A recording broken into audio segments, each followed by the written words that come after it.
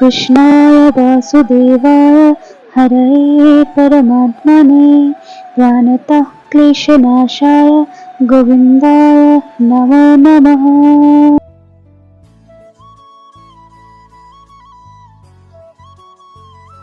Hello everyone, তোমাদের কাছে নতুন একটি ভিডিও নিয়ে আমি চলে আসলাম। জন্মাষ্টমী ফার্স্ট পার্ট তোমরা দেখে নিয়েছো, এটা হচ্ছে সেকেন্ড পার্ট। প্রথমেই তোমরা দেখতে পেলে ভিডিওতে আমি কি কি দেখাবো।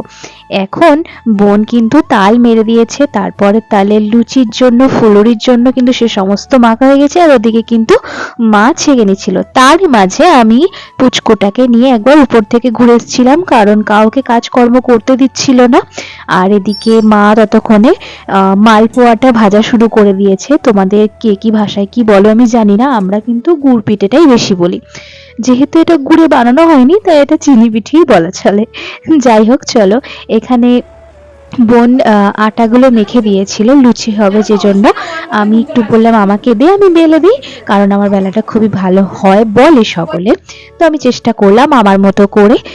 আর এদিকে দিদার মতো সমস্ত আয়োজন কমপ্লিট করে ফেলছিল, কারণ টাইমের মধ্যে গোপু স্নানাভিষেক করানোর একটা ব্যাপার ছিল। আর ঠিক তারপরে দিদার মতো টাইম দেখে একদম গোপুকে স্নানাভিষেক করানোর জন্য রেডি হয়েছে। আর এখানে গোপুকে তখন কাঁচা হলুদ মাখিয়ে স্নান করানোর জন্য রেডি করা হচ্ছিল। গোপুর কাঁচা হলুদ মেখে স্নান করা কমপ্লিট হয়ে গেলে গোপুকে পঞ্চামৃত আর 108টা তুলসী পত্র দিয়ে কিন্তু দিদা আবার অভিষেক করে নিচ্ছিল। তারপর গোপুকে আবারও ভালোভাবে স্নান করিয়ে দেওয়া হলো। এরপর গোপুর ড্রেস চেঞ্জের পালা। আর এই যে গোপুর এখানে সমস্ত সাজের জিনিস সুন্দর করে সাজিয়ে নিয়েছিলাম। লাল রঙের একটা ড্রেস পরিয়ে দেওয়া হয়েছিল গোপুকে। আর এদিকে দিদা গোপুর নতুন সাজে একদম আপ্লুত হয়ে গোপুকে খুব আদর করে দিচ্ছিল। আমারও খুবই ভালো লাগছিল গোপুকে দেখতে। সুন্দর করে সাজানোর পর কাকেই না ভালো লাগে বলো তো দেখতে, তাতে আবার সেজতে হয় বাচ্চা গোপাল। তা তোমরাও দেখো, তোমাদের কেমন লাগছে আমাকে একটু জানিও কমেন্ট করে। যে ভগবানের আশীর্বাদের জন্য আমরা সুস্থভাবে একটা নতুন দিন শুরু করতে পারছি, তার জন্য এইটুকু আয়োজন খুবই সামান্য বলে মনে করি। তবুও যেটুকু পারা গেছে সেটুকু আয়োজন করে গোপুর সেবা দেওয়া হয়েছে, এবং গোপু আশা করি খুব খুশি মনে সেটা গ্রহণও করেছে।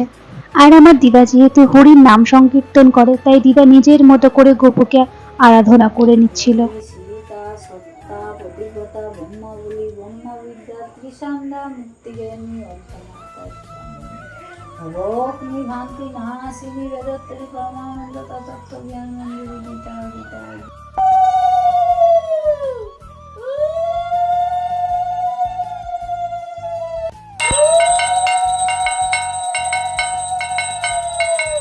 আর এইভাবেই কাটলো আমাদের জন্মাষ্টমীর সন্ধ্যাবেলা। পুজো শেষে আমার বোনও কিন্তু দিদার কোলে সোজা উঠে গেছে।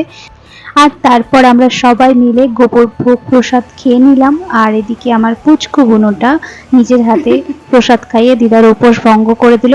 তো আমাদের জন্মাষ্টমী ব্লগ তোমাদের সকলে কেমন লাগলো অবশ্যই কমেন্ট করে জানিও। দেখা হচ্ছে নেক্সট কোনো ভিডিওতে। আমার চ্যানেলে যারা নতুন আছে অবশ্যই চ্যানেলটা সাবস্ক্রাইব করে পাশে থেকো। টাটা।